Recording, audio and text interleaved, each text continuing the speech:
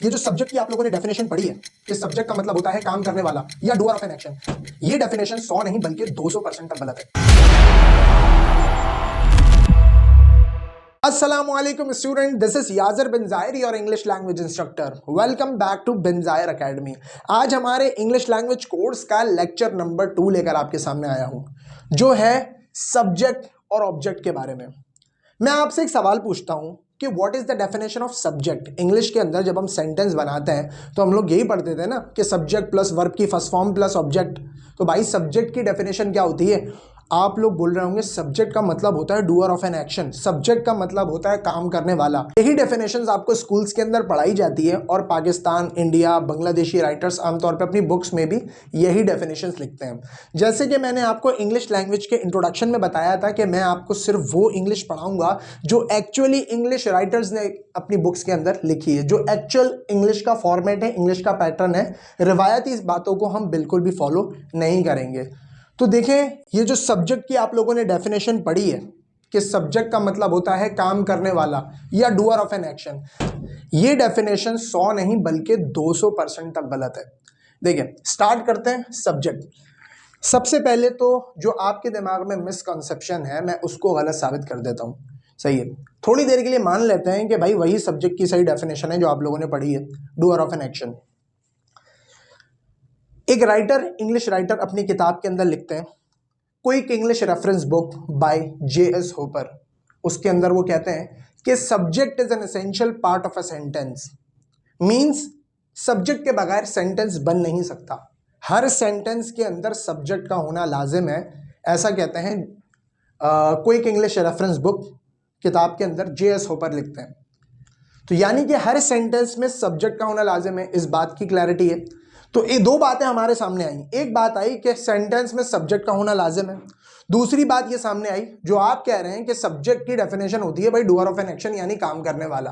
अब ये दोनों बातों को जहन में रहते हुए हम आगे लेके बात को चलते हैं। जी भाई, ही is reading a book, he is reading a book. Sir यहाँ पर सब्जेक्ट क्या है?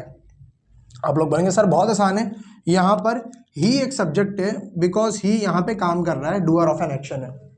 ठीक है भाई, आगे चलते हैं। This book is written by me. ठीक है, यहां पर काम करने वाला जो है वो मी है, लिहाजा ये एक सब्जेक्ट है। बहुत बढ़िया, आगे बढ़ते हैं। This book is written in 1972। This book is written in 1972।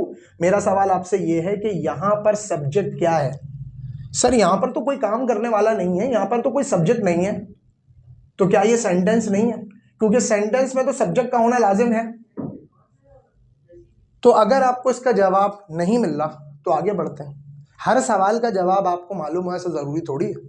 ठीक है भाई, दूसरी जगह पे आते हैं। Open the door, open the door, दरवाजा खोल दो। यहां पर सब्जेक्ट क्या है? सब्जेक्ट की डेफिनेशन क्या पड़ी थी भाई? Doer of an action.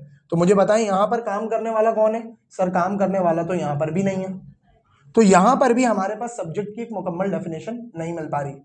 Subject नहीं है तो क्या ये सेंटेंस नहीं है? भाई सेंटेंस तो ये है।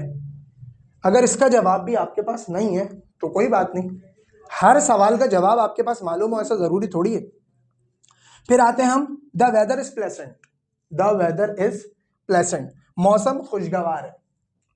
मेरा अगेन आपसे वही सवाल है कि इसके अंदर सब्जेक्ट क्या है, लेकिन आपकी डेफिनेशन के हिसाब से काम करने वाला या डूअर ऑफ एन एक्शन यहाँ पे तो कोई नहीं है।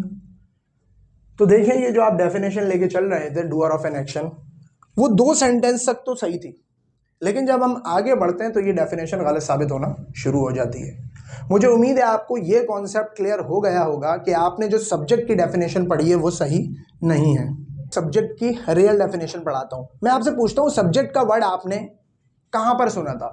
सर सब्जेक्ट का वर्ड हमने सुना था कि सब्जेक्ट होता है फिजिक्स, सब्जेक्ट होता है केमिस्ट्री, सब्जेक्ट होता है उर्दू, सब्जेक्ट होता है इंग्लिश, वहीं सुना था। तो देखिए, सब्जेक्ट का मतलब है मौजू, सब्जेक्ट का मतलब है टॉपिक।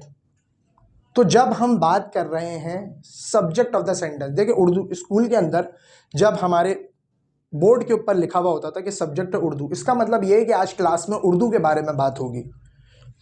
अगर सब्जेक्ट लिखा हुआ है मैथमेटिक्स तो इसका मतलब था कि आज क्लास में मैथमेटिक्स के बारे में बात होगी। अगर सब्जेक्ट लिखा हुआ है इंग्लिश तो इसका मतलब ये है कि आज क्लास में इंग्लिश के बारे में बात होगी। इसी तरह से सब्जेक्ट ऑफ द सेंटेंस वो है कि जिसके बारे में सेंटेंस में बात हो रही हो। यानी जो सेंटेंस का मौजू हो। तो सब्जेक्ट की एक्चुअल डेफिनेशन क्या है भाई? What is the sentence about, what is the sentence about, what is the sentence about, sentence किस बारे में।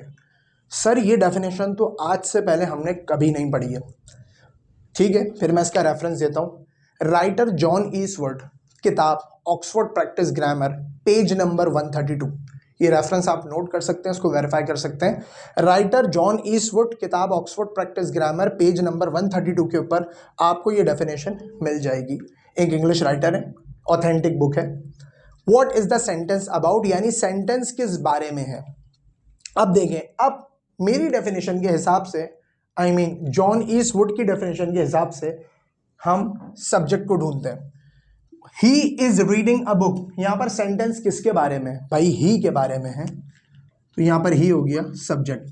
This book is written by me, ये किताब लिखी जाती है। This book was written by me, this book was written by me, ये किताब लिखी गई मेरे जरिए। या तो यहां पर इसका मौजू ये बुक है, ठीक है। इसी तरीके से this book is written in 1972, ये किताब लिखी गई 1972 में। तो यहां पर जुमले में किसके बारे में बात हो रही है? सर बुक के बारे में बात हो रही है, तो बुक हो गया यहां पर सब्जेक्ट। ओपन द डोर, यहां पर किस चीज के बारे में बात हो रही है? सर यहां पर डोर के बारे में बात हो रही है, तो डोर हुआ यहां पे सब्जेक्ट। इसी तरीके से द वेदर इज प्लेसेंट, मौसम खुशगवार है, यहां पर बात किसके बारे में हो रही है? मौसम के बारे में हो रही है, द वेदर के बारे में हो रही है, तो द वेदर हुआ यहां पर सब्जेक्ट। क्लियर? लेकिन सर जो बचपन से हमें पढ़ाया जा रहा था कि डूअर ऑफ एन एक्शन, काम करने वाला, काम करने वाला, ये क्या चीज है? Doer of an action is called something else in English grammar, वो चीज है एजेंट। एजेंट का मतलब होता है doer of an action, doer of an action या doer of a work, doer of an action या डूअर ऑफ अ वर्क, काम करने वाला, ठीक है। और ऑब्जेक्ट का मतलब क्या है? Receiver, receiver of an action या रिसीवर ऑफ अ वर्क, ठीक। अब हम यहां पे देखते हैं, अच्छा एक और बात, सब्जेक्ट के बगैर सेंटेंस बन नहीं सकता, लेकिन एजेंट के बगैर सेंटेंस बन सकता है। यानी हर सेंटेंस में सब्जेक्ट का होना लाजिम है, जैसे मैंने बताया आपको कि हर सेंटेंस के अंदर सब्जेक्ट लाजिम है भाई। लेकिन सेंटेंस में एजेंट हो भी सकता है, नहीं भी हो सकता, ऑब्जेक्ट हो भी सकता है, नहीं भी हो सकता। तो एजेंट का मतलब क्या है? काम करने वाला। तो मुझे बताएं यहाँ पे काम कौन कर रहा है? ही इज रीडिंग अ बुक, यहाँ पे काम करने वाला कौन है? सर यहाँ पे काम करने वाला ही है, तो यहाँ पर ही इसका एजेंट है। This book was written by me, यहां पर काम करने वाला कौन है? सर यहां पे काम करने वाला मी है, तो मी हुआ इसका एजेंट, ठीक है। इसी तरीके से this book is written, this book was written, this book was written in 1972, this book was written in 1972, सही है। यहां पर काम करने वाला कौन है? एजेंट कौन है? सर यहां पर काम करने वाला कोई भी नहीं है, और इस सेंटेंस में कोई एजेंट नहीं है। इसी तरीके से ओपन द डोर, यहां पर भी काम करने वाला कोई नहीं है, यानी कि इस सेंटेंस में भी एजेंट नहीं है। द वेदर इज प्लेसेंट, इस सेंटेंस में भी काम करने वाला कोई नहीं है, लिहाजा इस सेंटेंस में भी एजेंट नहीं है। अब हम बात करते हैं ऑब्जेक्ट की। ऑब्जेक्ट यानी रिसीवर ऑफ एन एक्शन, जिसके ऊपर काम हो रहा हो। देखिए ही काम कर रहा था, ही इज रीडिंग अ बुक, और काम किस पे हो रहा था? बुक पे हो रहा था, लिहाजा बुक हुई हमारी ऑब्जेक्ट। इसी तरीके से this book was written by me, यहां पर मैं काम कर रहा हूं, और काम किस पे हो रहा है? बुक पे हो रहा है, तो यहां पर बुक ही हुआ हमारा ऑब्जेक्ट। बहुत से लोग देख बैठ के इस वक्त बहुत ज्यादा कंफ्यूज हो गए होंगे, बहुत ज्यादा शॉक हो गए होंगे कि सर एक ही चीज को आप सब्जेक्ट कह रहे हैं, एक ही चीज को आप ऑब्जेक्ट कह रहे हैं। तो माय स्टूडेंट्स, इंग्लिश पढ़ने का एक्चुअल तरीका यही है। ये तीनों बातें अगर आपने कंफर्म करनी है, तो मैं ऑलरेडी आपको रेफरेंस दे चुका हूँ, सही है। मैं आपकी रेफरेंस भी दे देता हूँ उसका, Oxford practice grammar bye John Eastwood, page number 132। तो यहां से आप इन तीनों डेफिनेशंस को जो है वेरीफाई कर सकते हैं। इसी तरीके से अब आगे चलते हैं भाई। This book was written in 1972। देखिए काम करने वाला यहाँ पे मौजूद नहीं है, लेकिन काम किस पे हो रहा है? बुक पे हो रहा है। तो रिसीवर ऑफ एन एक्शन हमारा बुक ही कहलाया। ओपन द डोर, दरवाजा खोल दो। भाई काम करने वाला तो मौजूद नहीं है, लेकिन काम किस पे हो रहा है? डोर पे हो रहा है। तो डोर हुआ हमारा ऑब्जेक्ट। देखिए यहां पर ना ही कोई ऑब्जेक्ट है और ना ही कोई एजेंट है।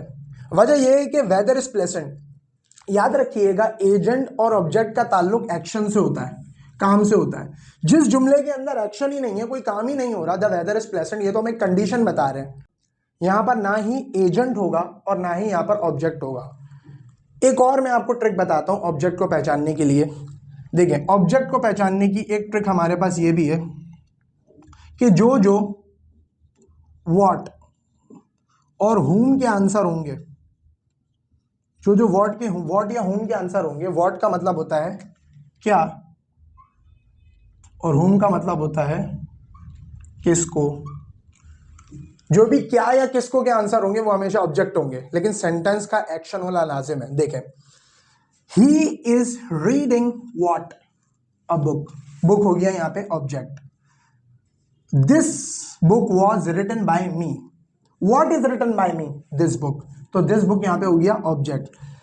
This book was written in 1972, what is written in 1972? This book. Open the door, open what? The door. तो डोर हो गया हमारा ऑब्जेक्ट। तो ये थी बेसिकली सब्जेक्ट, एजेंट और ऑब्जेक्ट की डेफिनेशन, और ये था हमारा लेक्चर नंबर 2। उम्मीद है आज की वीडियो आपको पसंद आई होगी। मिलते हैं हम अपनी नेक्स्ट वीडियो के अंदर, तब तक के लिए अल्लाह हाफिज।